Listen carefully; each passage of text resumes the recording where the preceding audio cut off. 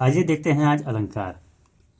तो यदि अलंकार के बारे में देखें तो अलंकार का अर्थ है अलंकृत करने वाला, यानी कि अलंकार का शाब्दिक अर्थ होता है अलंकृत करने वाला, अर्थात जो विभूषित करता है अलंकार कहते हैं।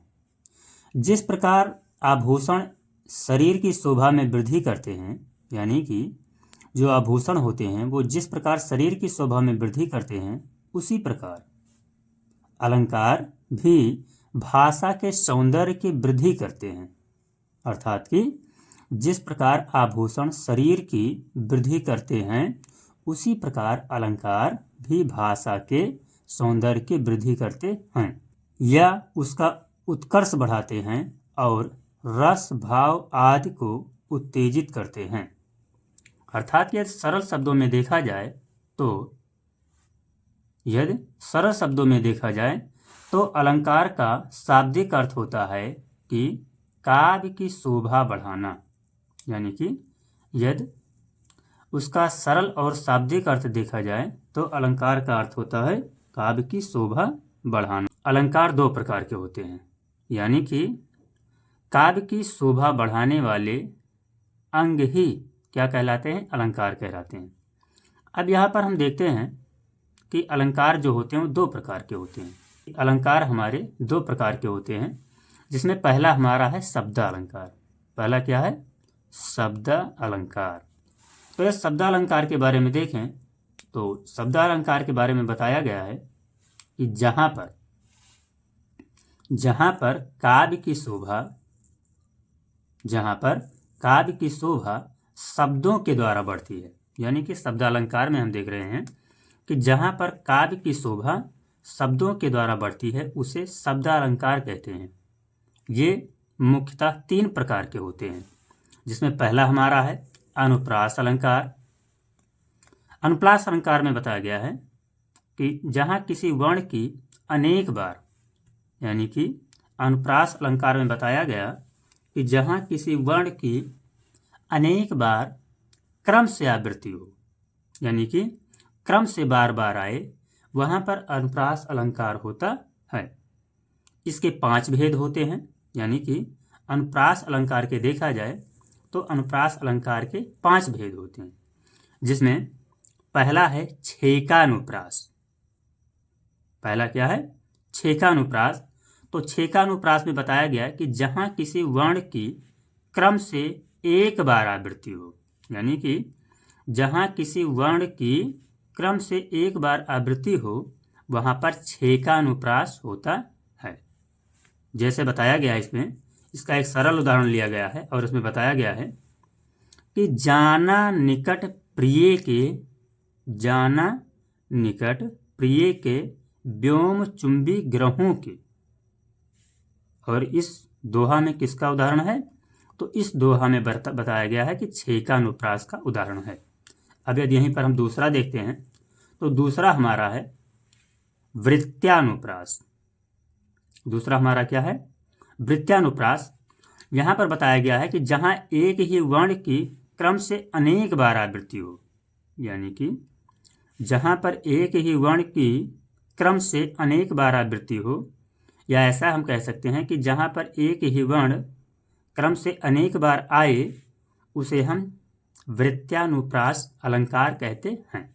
जैसे इसमें बताया गया है कि भूरि भूरि भेदभाव भूमि से भगा दिया, यानी कि यहाँ पर बताया गया कि भूरि जो शब्द है इसकी आवृत्ति एक से अधिक बार आई है।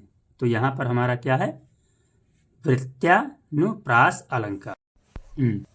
तीसरा हमारा है श्रुत्यानुप्रास अलंकार। जैसे कि अभी हमने पहला देखा छेकानुप्रास, दूसरा हमने देखा वृत्त्यानुप्रास और तीसरा हम देखते हैं श्रुत्यानुप्रास। तो श्रुत्यानुप्रास अलंकार में हम देखते हैं कि यदि किसी काव्य में ऐसे वर्णों का प्रयोग बार बार हो, यानी कि यदि किसी काव्य में ऐसे वर्णों का प्रयोग बार बार हो जो मुख के एक ही स्थान से उच्चारित होते हों, तो वहाँ पर श्रुत्यानुप्रास अलंकार होता है।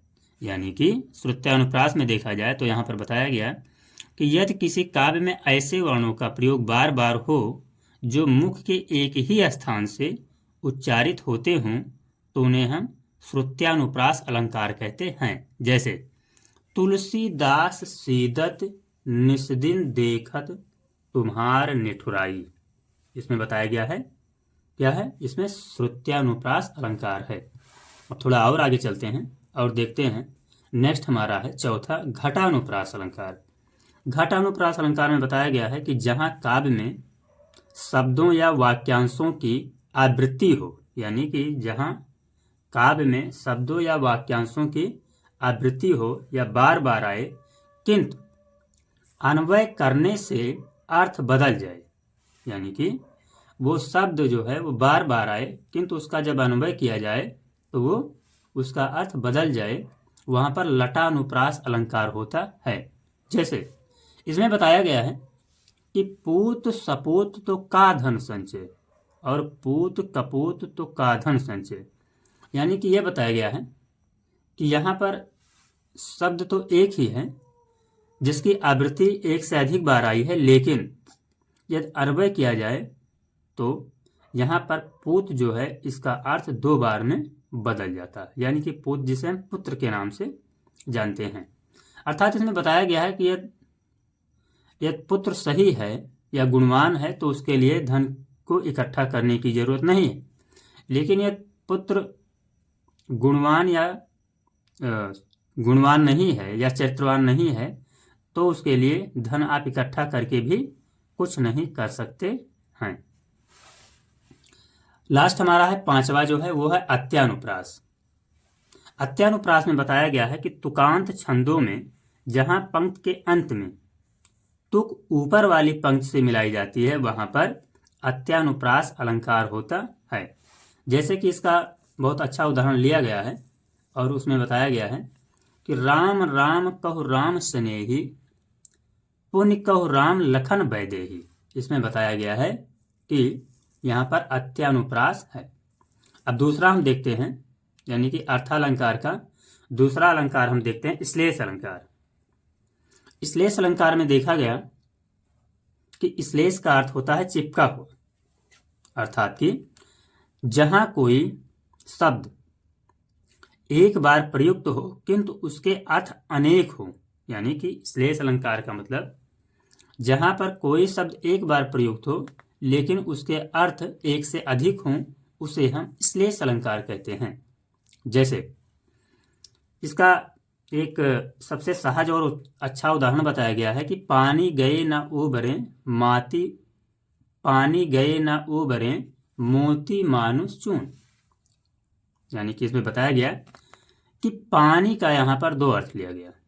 एक पानी का अर्थ है सम्मान और दूसरे पानी का अर्थ है पानी, यानी कि एक मनुष्य के संदर्भ में गया है कि यदि मनुष्य का पानी या उसका सम्मान एक बार चला जाए तो इंसान दोबारा अपने आप को स्टेबल नहीं कर पाता। उसी तरह चून में बताया गया है कि जैसे चूना का पानी एक बार चला जाता है तो चूना सूख करके डेड हो जाता है।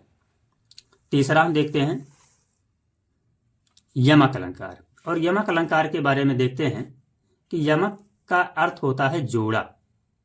यमक का अर्थ होता है जोड़ा, जहां कोई शब्द एक से अधिक बार प्रयुक्त होता हो, यानी कि यमक अर्थ में बताया गया कि जहां पर कोई शब्द एक से अधिक बार प्रयुक्त होता हो किंतु अर्थ अलग अलग हो, वहां पर यमक अलंकार होता है। जैसे कनक कनकते सौगुनी माँ दक्ता अधिकाय या खाए बौराए जग या पाए बौराए, यानी कि यहाँ पर बताया गया है कि कनक का अर्थ 2 लिया गया है।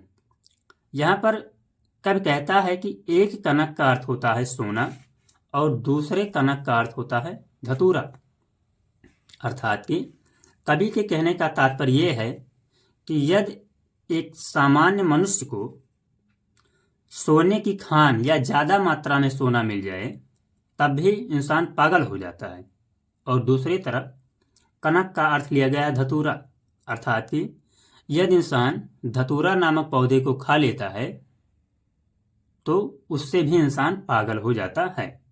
अर्थात कि यहाँ पर देखा गया कि एक कनक शब्द के 2 अर्थ हैं। अब आगे देखते हैं।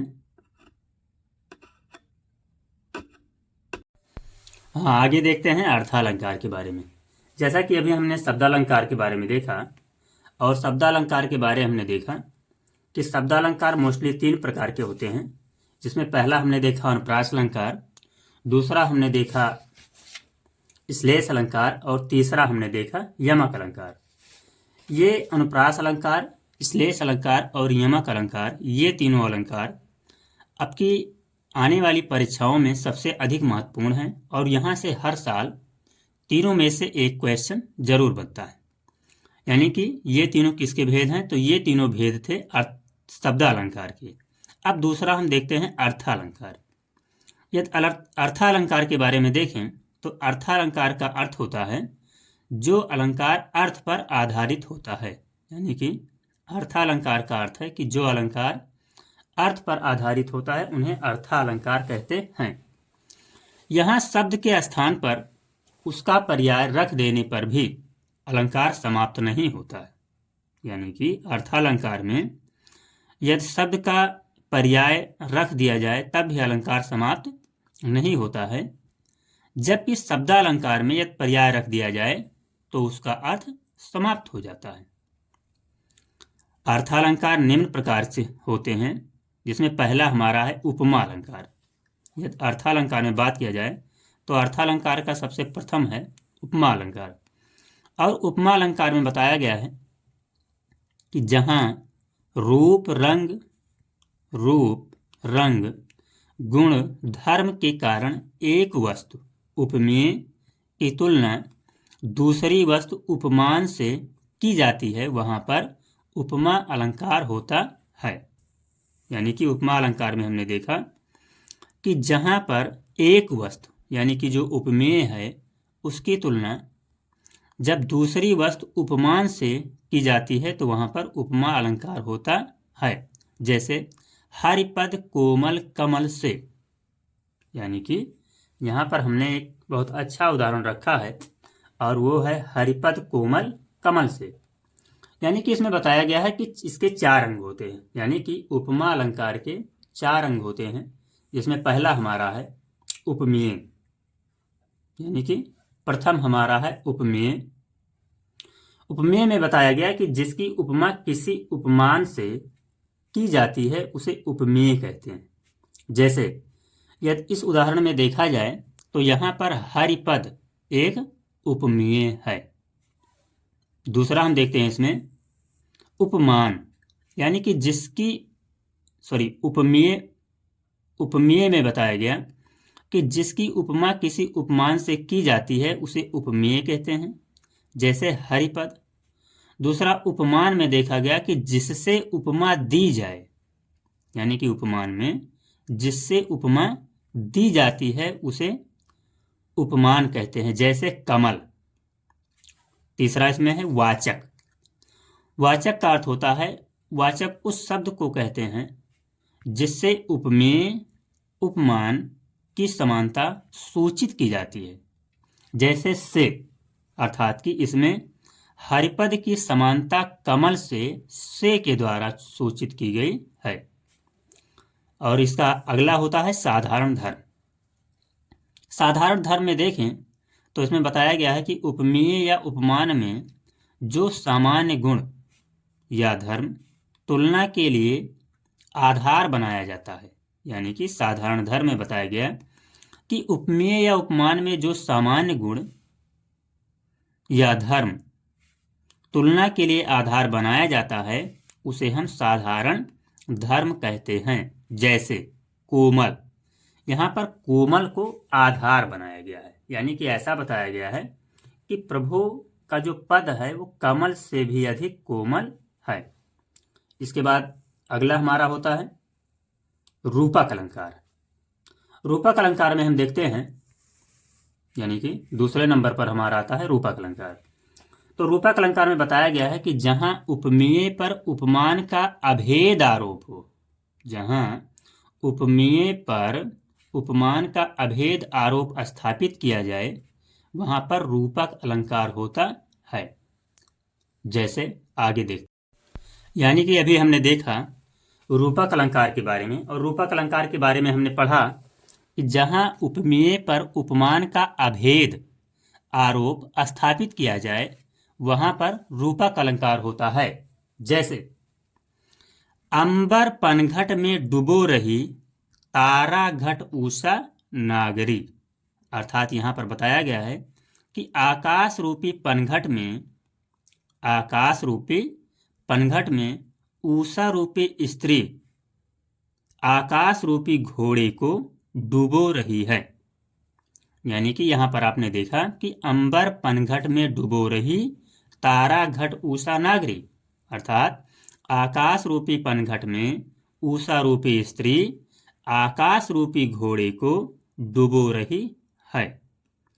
यहाँ पर आकाश पर पनघट का और उषा पर स्त्री का, यानी कि आकाश पर पनघट का, उषा पर स्त्री का और तारों पर घोड़े का अभेद आरोप होने से यहाँ रूपक अलंकार है।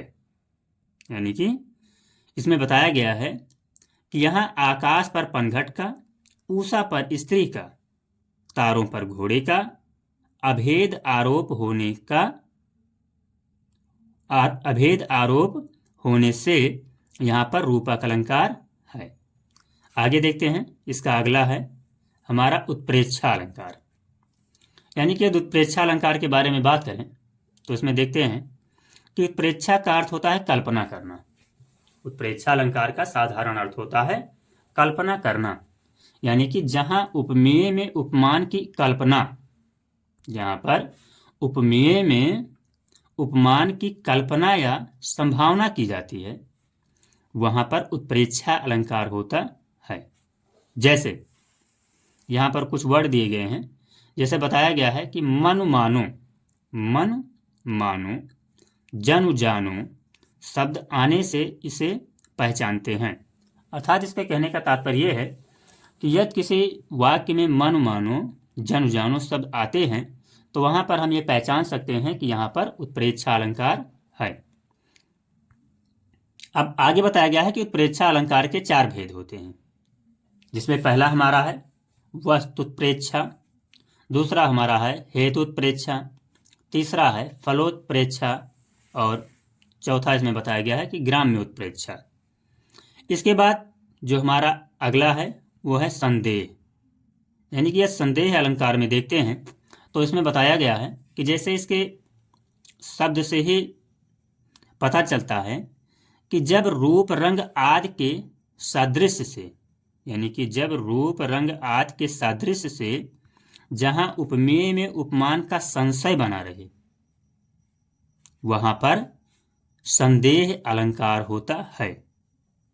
जैसे एक इसका बहुत अच्छा उदाहरण लिया गया है और वो ये है कि जैसे बताया गया है कि सारी बीच नारी है कि नारी बीच सारी है, कि सारी ही की नारी है कि नारी ही की सारी है। अर्थात यहाँ पर यह बताया गया है कि यहाँ पर यह नहीं पता चल पा रहा है कि सारी के बीच में स्त्री है या स्त्री के बीच में साड़ी है। अर्थात यहाँ सारी और नारी के बीच में एक प्रकार से संदेह है और इस प्रकार के अलंकार को हम कहते हैं संदेह अलंकार। थोड़ा और आगे देखते हैं और फिर हमारा अगला आता है भ्रांतिमान। भ्रांतिमान जैसे इसके शब्द से प्रकट होता है कि जब उपमेय में उपमान का भ्रम होने पर संशय हो, यानी कि जब उपमेय में उपमान का भ्रम होने पर संशय हो तो उसे हम भ्रांतिमान अलंकार कहते हैं। उसे हम भ्रांतिमान अलंकार कहते हैं। आगे देखते हैं इसके उदाहरण के बारे में। हाँ, अभी हमने देखा भ्रांतिमान। तो भ्रांतिमान अलंकार में हमने देखा भ्रांति के बारे में कि जहां पर उपमेय का उपमान में भ्रांति का संशय हो उसे भ्रांतिमान अलंकार कहते हैं। जैसे इसमें बताया गया है कि बिल विचार कर नाग सुंड में घुसने लगा विषैला सांप, काली ईंख समझ कर विषधर को उठा लिया तब गजने आप। यानी कि यहाँ पर बताया गया है कि बिल विचार कर नाग सुंड में घुसने लगा विषैला सांप, काली ईंट समझ कर विषधर को उठा लिया तब गजने आप। अर्थात इसमें यह कहा गया है कि हाथी सूंड को, हाथी जो है, हाथी सूंड को काले सर्प ने एक बिल समझ करके उसमें घुसने लगा। यानी कि इसमें कवि के कहने का तात्पर्य है कि हाथी की जो सूंड होती है, उस हाथी सूंड को काले सर्प ने बिल समझ करके उसमें घुसने लगा और हाथी ने उस काले सर्प को काला गन्ना समझ करके सूंड से उठा लिया। अर्थात यहाँ पर हम देखते हैं कि भ्रांतिमान अलंकार है। बात जो हमारा अगला है वो है प्रतीप अलंकार। प्रतीप अलंकार यानी प्रतीप का अर्थ होता है उल्टा या विपरीत। यानी कि प्रतीप का अर्थ होता है उल्टा या विपरीत। यानी कि बताया गया है कि प्रतीप अलंकार में उपमेय को श्रेष्ठ दिखाया जाता है। प्रतीप अलंकार में उपमेय को श्रेष्ठ दिखाया जाता है। जैसे सिए मुख समता किम करें चंद बापुरो रंग। अर्थात यहाँ पर बताया गया है कि बेचारा जो चंद्रमा है, उपमान, उस सीता जी के मुख यानी कि उपमेय की समता, यानी कि सीता जी के मुख यानी उपमेय की तुलना कैसे कर सकता है। अर्थात इसका सरल शब्दों में ये कहा जाए कि जो बेचारा चंद्रमा है वो सीता जी के मुख की तुलना कैसे कर सकता है। यहाँ पर हमारा है प्रतीप अलंकार। थोड़ा और आगे चलते हैं और फिर देखते हैं कि प्रतीप अलंकार के बाद में जो अगला हमारा है वो है अन्वय। वो कौन सा है? अन्वय अलंकार। तो अन्वय अलंकार में बताया गया है कि जहां उपमेय की तुलना उपमेय से ही की जाए, जहां पर उपमेय की तुलना उपमेय से ही की जाए वहां पर अन्वय अलंकार होता है। जैसे भारत के सम भारत, यहां पर देखा गया कि भारत एक उपमेय है और दूसरा भी भारत उपमेय है। अर्थात एक उपमेय की तुलना दूसरे उपमेय से की गई है। इसके आगे नेक्स्ट हमारा है दृष्टांत अलंकार। दृष्टांत अलंकार में बताया गया है कि जहां उपमेय और उपमान के साधारण धर्म में, दृष्टांत में बताया गया है कि जहां उपमेय और उपमान के साधारण धर्म में बिंब प्रतिबिंब का भाव दिखाया जाए उन्हें हम दृष्टांत अलंकार कहते हैं। जैसे पापी मनुज भी आज मुख से राम राम निकालते, यानी कि पापी मनुज भी आज मुख से राम नाम निकालते, देखो भयंकर भेड़िए भी आज आंसू ढालते। अर्थात कि यहाँ पर कवि कह रहा है कि कवि के कहने का तात्पर्य है कि जो पापी मनुष्य का प्रतिबिंब है वो भेड़िए में और राम नाम का प्रतिबिंब आंसू में दिखाया गया है। अर्थात यहाँ पर दृष्टांत अलंकार है। अब हम आगे चलते हैं और सबसे लास्ट अलंकार है, और अब सबसे लास्ट में देखते हैं अतिशयोक्ति। यानी कि अतिशयोक्ति में हम देखते हैं कि जहां किसी वस्तु का इतना बढ़ा चढ़ाकर वर्णन किया जाए कि सामान्य लोक सीमा का उल्लंघन हो जाए। यानी कि अतिशयोक्ति अलंकार में बताया गया है कि जहां पर किसी चीज का इतना बढ़ा चढ़ा करके वर्णन किया जाए कि सामान्य लोक सीमा का उल्लंघन हो जाए, उसे हम अतिशयोक्ति अलंकार कहते हैं, या वहां पर अतिशयोक्ति अलंकार होता है। जैसे यदि हम इसके बारे में बात करें तो इसमें बताया गया है कि जैसे लहरें व्योम चूमती उठती। अर्थात यहाँ पर बताया गया है कि जो समुद्र की लहरें हैं वो इतनी ऊपर उठ रही हैं कि वो आकाश को चूमते हुए कह करके उसकी अतिशय ऊंचाई का उल्लेख किया गया है। तो यहाँ पर देखते हैं कि अलंकार हमारा पूरा कंप्लीट हुआ।